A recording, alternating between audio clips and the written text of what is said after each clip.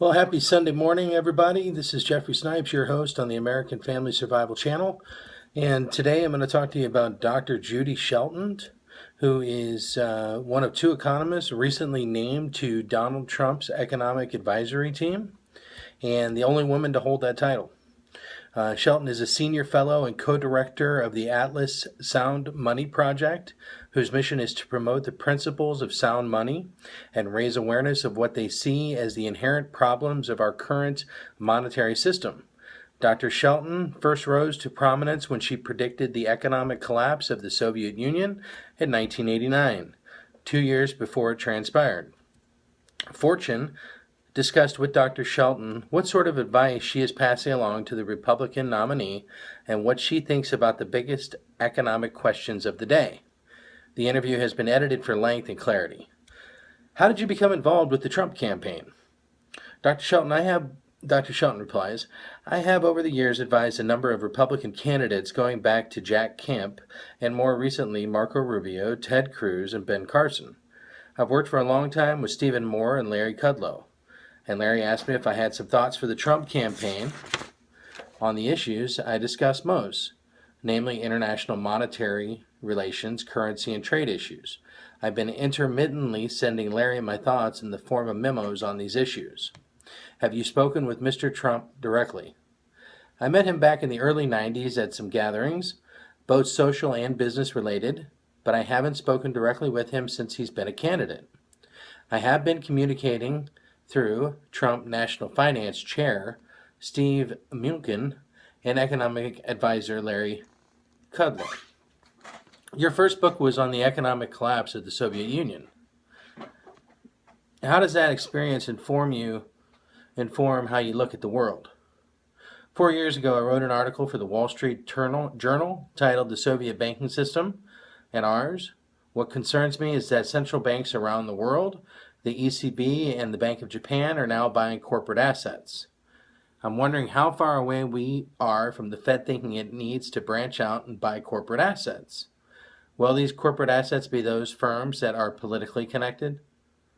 My work on the Soviet Union was an analysis focused on the banking system and how the banking system and the Soviet system became a way to channel credit to state-owned institutions and state-owned enterprises.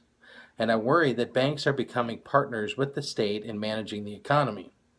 I'm very uncomfortable with how complicit banks are becoming through their mandatory membership in the Federal Reserve. If you had been Fed chair in 2008, how would you have changed monetary policy? The Fed's ultimate responsibility is acting as the lender of last resort. They did what they had to do in terms of lending to distressed institutions. But the short answer is that I would have gotten back to normalization of interest rates much more quickly. More broadly, I think we need a fundamental reassessment of the global monetary order. I'm glad that Chairman Kevin Brady of the House Ways and Means Committee has proposed a monetary commission and really looking at what is the relationship between economic performance and the exchange rate regime, and to whether we need a rules-based monetary policy and what should be the role of central banks. You've written before about going back to some sort of gold-based monetary system. Is that something the U.S. could do unilaterally, or would we need to convene other nations and get them on board? I'm not opposed to a new Bretton Woods conference, and if it takes place at Mar-a-Lago, I'm fine with that. But anything the U.S. does because we print the international reserve currency, unilateral action would almost instantly be accommodated by other countries. In terms of gold being involved, some people may think of that as a throwback, but I see it as a sophisticated, forward-looking approach because gold is neutral and it's universal. It is a well-accepted monetary surrogate that transcends borders and time. If you look at the foreign reserves of the most important countries, they keep them mostly in gold. I don't want to read too much into it, but it proves that gold is not some barbaric relic. Would the first step in that be issuing gold convertible bonds? Don't attribute this idea to the Trump campaign, but it has been something that I have been proposing for years now. A gold-backed bond was first proposed in 1981 by Alan Greenspan.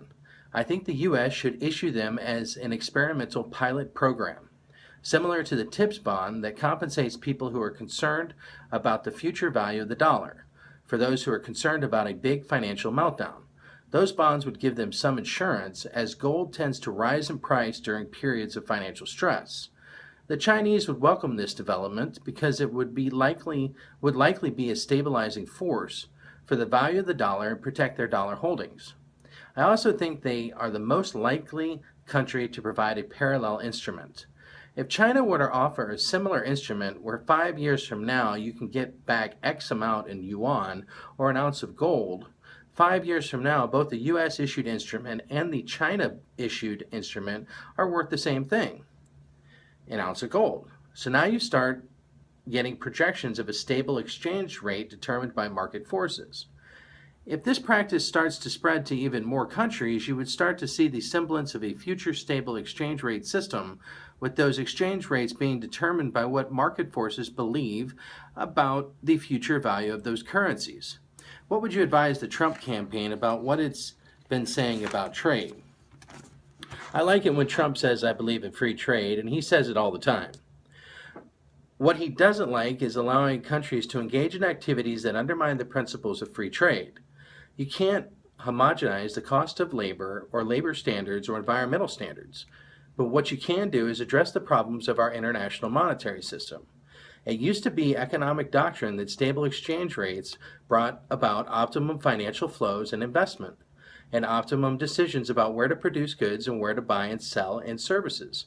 And I think it's the case that the proper monetary foundation for genuinely free trade has to be stable exchange rates. That way, you can't manipulate currency to get an advantage. Currency manipulation is like saying you're competing in the 100-meter dash, and at the last minute, one runner gets to redefine a meter as a centimeter and still be declared the winner. It's not fair to say that people who are criticizing currency manipulation to be called protectionist. I give Donald Trump a great deal of credit for focusing on that issue. Donald Trump has also made comments referring to a coming economic crisis. Do you think we should worry?